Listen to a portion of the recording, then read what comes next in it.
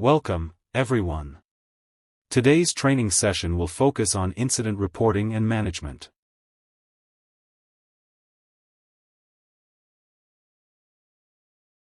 Presentation outline. Training objectives.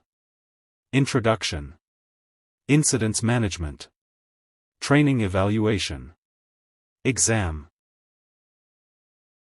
Training objectives. Understand incident types, recognize and categorize different types of incidents. Effective documentation, learn to accurately document and report incidents. Root cause analysis, develop skills to identify and analyze the root causes of incidents. Response strategies, understand immediate response steps and long-term mitigation strategies. Introduction. Incident, an unplanned, unwanted event that leads or could lead to injury, damage or loss. Accident, an unplanned, unwanted event that leads to injury, damage or loss. Close call, near miss, an unplanned event, series of events or condition at the workplace that did not result in injury, illness, or equipment/property damage, but had the potential to cause such outcomes. Unsafe act/unsafe condition.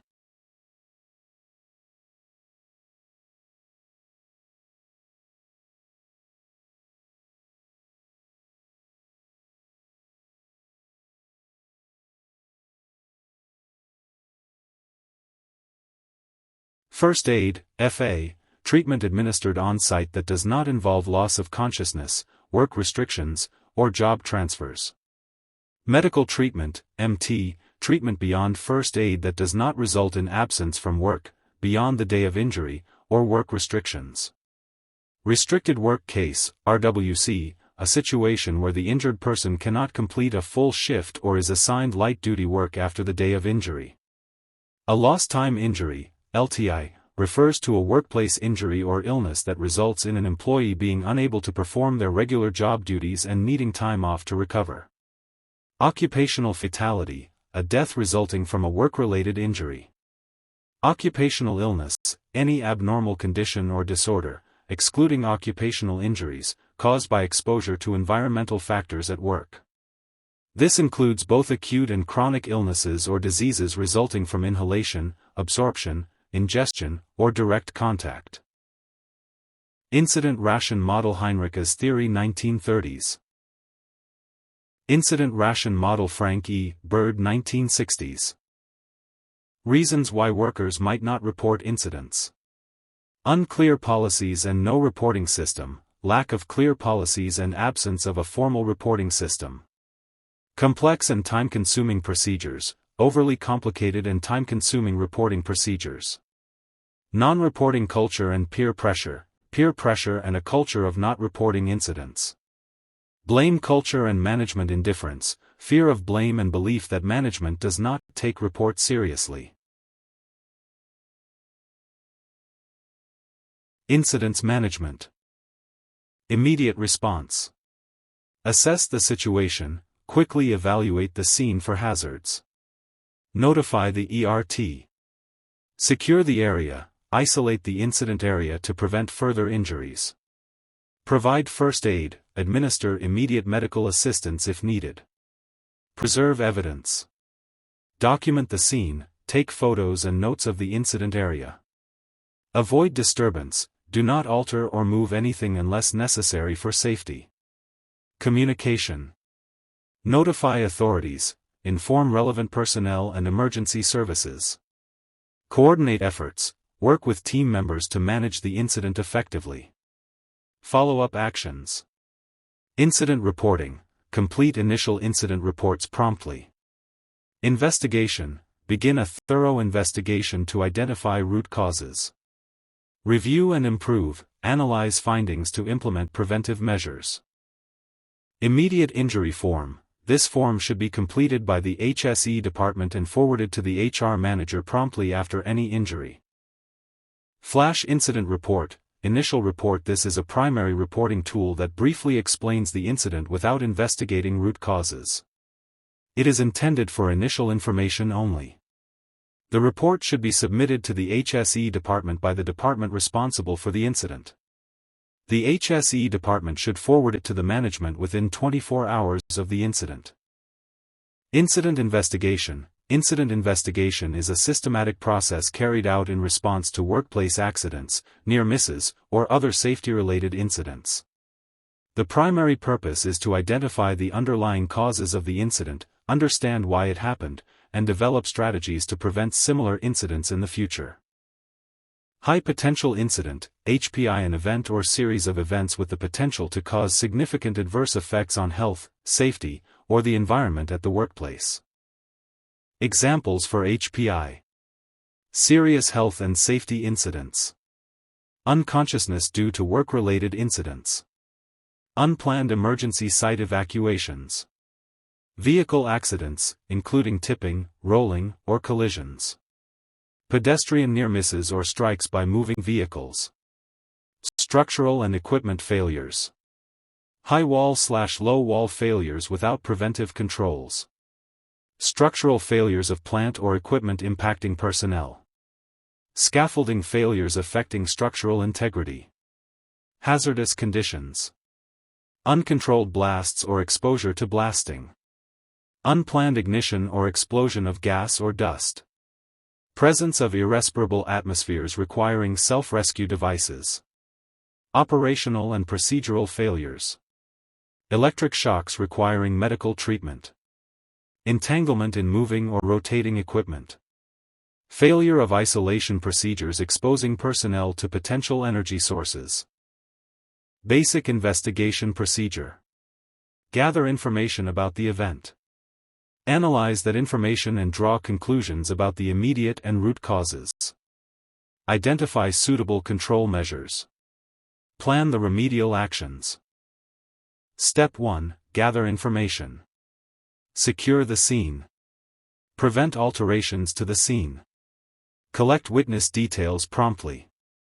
Separate witnesses to avoid conferring. Collect scene information. Use photographs, sketches, measurements, videos.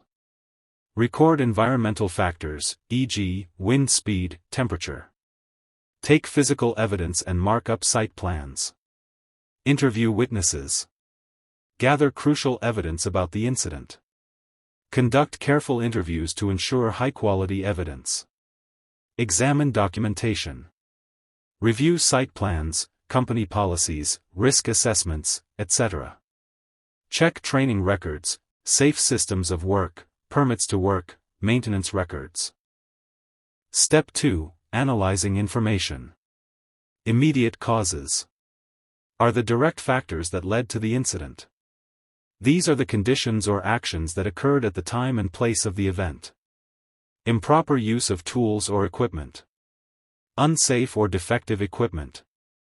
Root causes are the underlying factors that contribute to the immediate causes. These often involve failures in the management system. Inadequate supervision. Failure to adequately supervise workers can lead to unsafe practices. Lack of PPE. Not providing appropriate personal protective equipment, PPE, increases risk. Insufficient training. Failure to provide adequate training can result in improper handling of tasks. Poor maintenance. Lack of regular maintenance can create hazardous conditions. Inadequate inspections. Failure to conduct thorough checks and inspections can overlook potential risks. Improper risk assessments. Not carrying out proper risk assessments can fail to identify and mitigate hazards. Some of root cause analysis methods. The 5 Why method. Cause and effect, fishbone diagram. Fault tree analyses. Incident cause analysis method, ICAM. The 5 Why method. Purpose: to identify the root cause of an incident by asking why 5 times. Steps: identify the problem, clearly define the incident. Ask the first why, determine the immediate cause of the problem. Repeat why for each answer, ask why again to delve deeper. Continue until root cause is found, typically 5 iterations reveal the underlying issue. Implement corrective actions, address the root cause to prevent recurrence. Problem: a worker slipped and fell in the warehouse. Why? Because the floor was wet. Why? Because a pipe was leaking. Why? Because it was corroded. Why? Because it had not been inspected or maintained. Why? Lack of a preventive maintenance program. Corrective action: implement a regular inspection and maintenance schedule. Outcome: by identifying and addressing the root cause, long-term solutions can be implemented to enhance workplace safety. Purpose: to systematically identify the root causes of an incident by categorizing potential factors. Steps: define the problem, clearly state the incident or issue. Identify major categories. Common categories include people, process, equipment, environment, and management. Brainstorm causes, list potential causes under each category. Analyze causes, evaluate the significance and interrelation of each cause. Identify root causes, narrow down to the core issues that triggered the incident. Develop solutions, formulate corrective actions to address the root causes. Example for cause and effect: fishbone diagram. Example for fault tree analyses.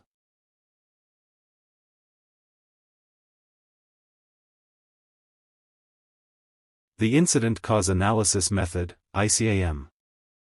The Incident Cause Analysis Method, ICAM. In this method, we conduct a thorough investigation of all factors that contributed to the incident.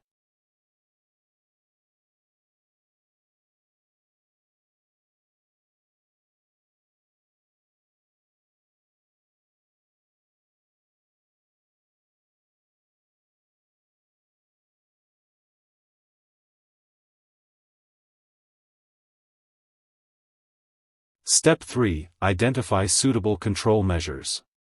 Objective: establish correct control measures to address both immediate and root causes of incidents. Importance: prevent wasting time, money, and effort on inadequate measures. And ensure effective prevention of similar future occurrences.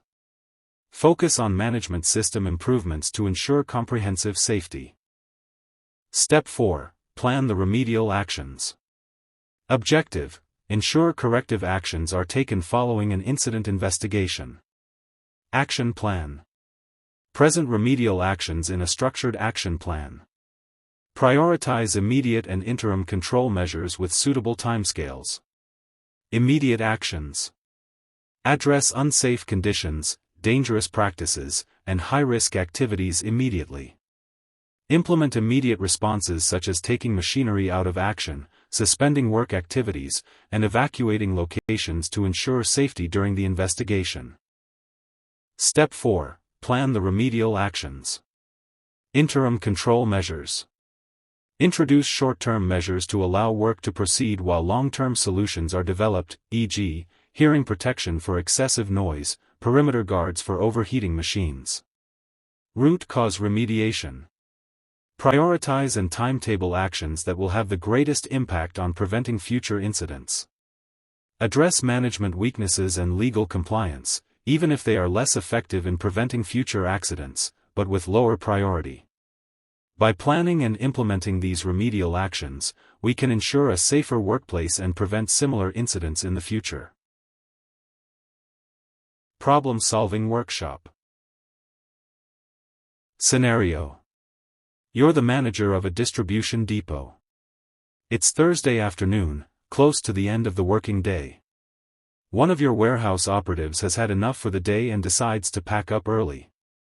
Meanwhile, in the warehouse, one of your forklift truck drivers, who's equally keen to finish his work, is driving his truck loaded with boxes of paint. The forklift truck turns a corner and heads at speed along the aisle towards the loading bay. At that very moment, the warehouse operative comes out of an unauthorized access aisle, not looking where he's going, and heads towards a fire exit, a short cut to the car park. The forklift truck driver sees the man at the last minute and brakes hard, but skids on a patch of oil left by a leaking forklift. He comes to an abrupt stop and the load falls onto the warehouse operative, breaking his arm and bruising his leg.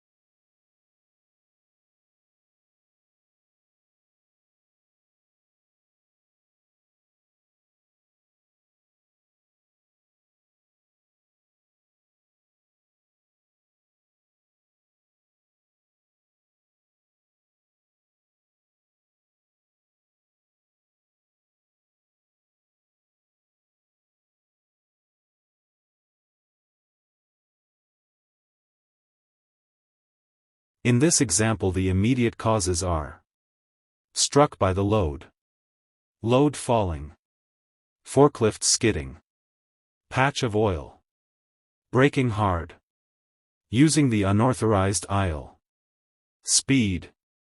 The underlying causes are: forklift leaking, rushing to get the job done, speed limiter removed, lack of maintenance or inspection, taking a shortcut, leaving work early.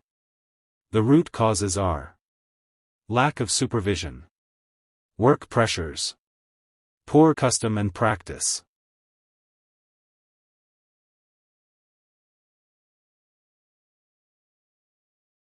Training evaluation.